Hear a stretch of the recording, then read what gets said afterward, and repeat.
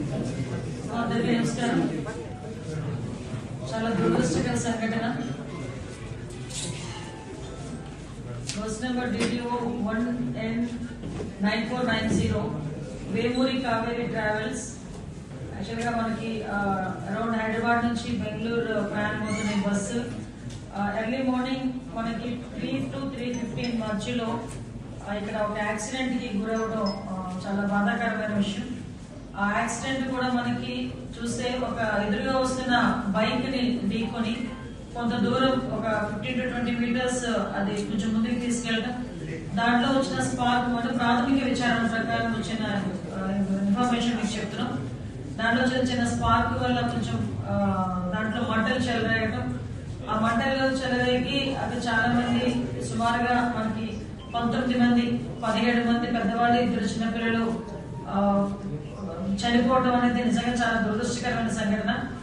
ఈ సంఘటనకి సంబంధించి మనకి మాక్సిమం మార్నింగ్ 3 o'clock నుంచి 3:15 టైంలో ఇన్సిడెంట్ జరిగిన తర్వాత 3:21 కి నియర్ బై ఉన్న సిఐకి ఇన్ఫర్మేషన్ వచ్చింది. వెంటనే పోలీస్ డిపార్ట్మెంట్ వాళ్ళు, అదేవిధంగా మన ఫైర్ డిపార్ట్మెంట్ వాళ్ళు అందరూ కూడా చిన్నటేపూర్ విలేజ్ కి చేరుకుని రెస్క్యూ ఆపరేషన్స్ కూడా చేయడం జరిగింది.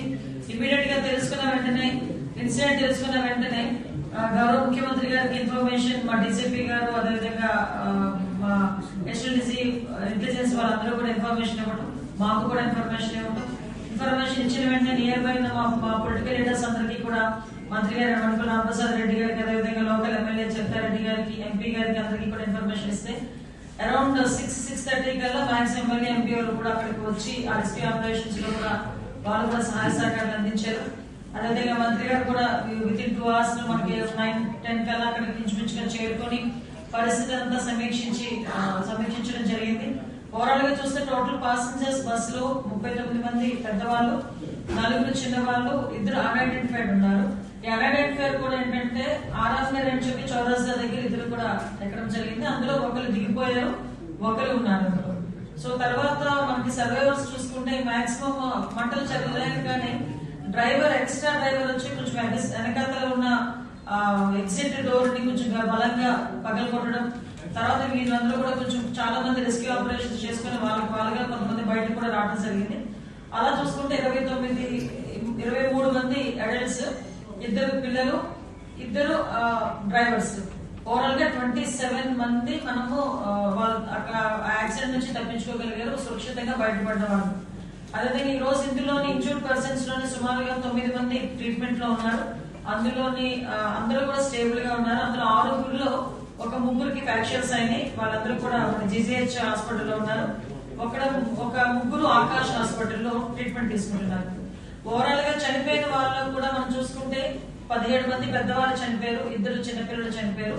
అందులో 6 మనకి ఆంధ్రప్రదేశ్ నుంచి ఉన్న వాళ్ళు. అందులో ఒకరు బాపట్ల దాత్రి ఏజ్ 27 years. నెల్లూరులో ఒక family, Ramesh Anuja parents for children, Shashank and Mamata. Next Konaseema నుంచి శ్రీనివాస్ రెడ్డి 40 years, రాహుల్ పాలర్. వీటితో పాటు 6 తెలంగాణ నుంచి, ఒకరు ఒడిశా నుంచి, ఒకరు బీహార్ నుంచి, 2 తమిళనాడు నుంచి, ఇంకొక 2 కర్ణాటక నుంచి. వీళ్ళు కాక ఒకటి అన్ఐడెంటిఫైడ్ బాడీ ఒకటి ఉంది. సో ఇది మొత్తం లిస్ట్ అండి.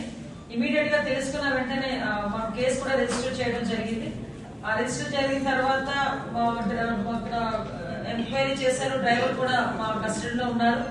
వాళ్ళు చెప్పిన ప్రాథమిక సమాచారం మేరకు అక్కడి నుంచి కూడా మనకు ఎంక్వైరీ జరుగుతుంది, ఇన్వెస్టిగేషన్ జరుగుతుంది. ఈ రోజు ఇందాక మేము అందరం కూడా వచ్చి అక్కడ స్పాట్ కూడా చూడటం జరిగింది. ఓవరాల్ గా చూస్తే ఇది ఒక బండి దగ్గర చనిపోయిన వ్యక్తి ఒకటి ఉన్నారు, బుచ్చల శివశంకర్, తాండ్రపాడు విలేజ్, కర్నూలులోనే. అతని ఏజ్ కూడా 24 years.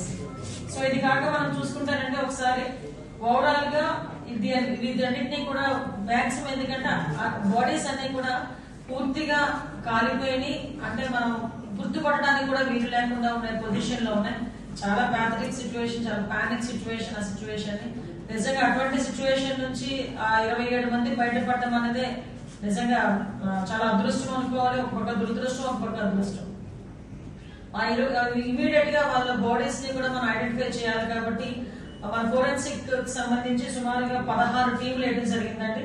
అందులో ఎస్పెషల్లీ 10 టీములు కేవలం డిఎన్ఏ టెస్ట్ చేయడానికి 10 టీంలు ఏర్పాటు చేయడం జరిగింది.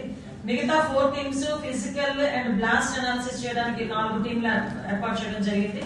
ఆ బ్లాస్ట్ ఎలా జరిగింది, దానికి కాజ్ ఏంటి, ఇవన్నీ కూడా వాళ్ళు తీసుకుంటారు. 2 టీమ్స్ ని కెమికల్ అనాలిసిస్ కి 2 టీమ్స్ ని ఏర్పాటు చేయడం జరిగింది. ఎందుకంటే ఇది ప్రాపర్ వేలో జరగాలి. ఎందుకంటే ఇది ఒక యాక్సిడెంట్. ఇన్సూరెన్స్ లో సంబంధించిన తర్వాత విషయాల్లో కూడా ఎక్కడ ఎవరికి ఇబ్బంది కలగకూడదు. ఏ ఫ్యామిలీకి సంబంధించిన వ్యక్తి డెడ్ బాడీ ఆ ఫ్యామిలీకి చేరాలి, వాళ్ళు దహన సంస్కారం చేసుకుంటారు.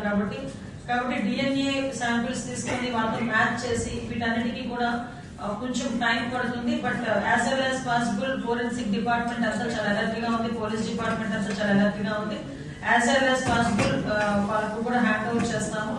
నిజంగా ఇటువంటి సంఘటనలు పునరావృతం కాకుండా చూసుకోవాల్సిన బాధ్యత కూడా మనందరి మీద కూడా ఉంది. దీనికి వాళ్ళ కుటుంబాలకి ప్రగాఢ సానుభూతి తెలియజేసుకుంటూ చనిపోయిన వాళ్ళు ఆత్మలు శాంతించాలని మనస్ఫూర్తిగా కోరుకుంటున్నాను.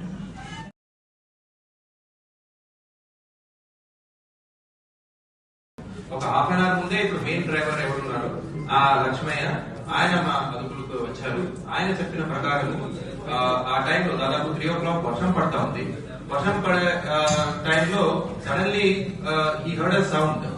సో ఏమని చూసుకోకుండా కొంచెం మళ్ళీ ఒక 20 అడుగులు వెనక్కి తీసుకున్నాడు బస్సు. కింద దిగి చూస్తే దాంట్లో ఒక బండి ఉంది.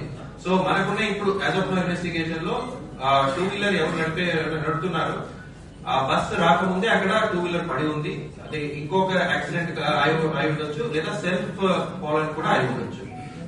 సో బస్సు 2 వీలర్ దాకా వచ్చి అక్కడ స్టక్ అయింది. 2 వీలర్ స్టక్ అయిన వల్ల స్పార్క్ వచ్చే, ఆ స్పార్క్ వల్ల ఇనిషియల్ ఫైర్ స్టార్ట్ అయింది. సో ఇప్పుడు దాకా ఉన్న ఇన్వెస్టిగేషన్ రివీల్స్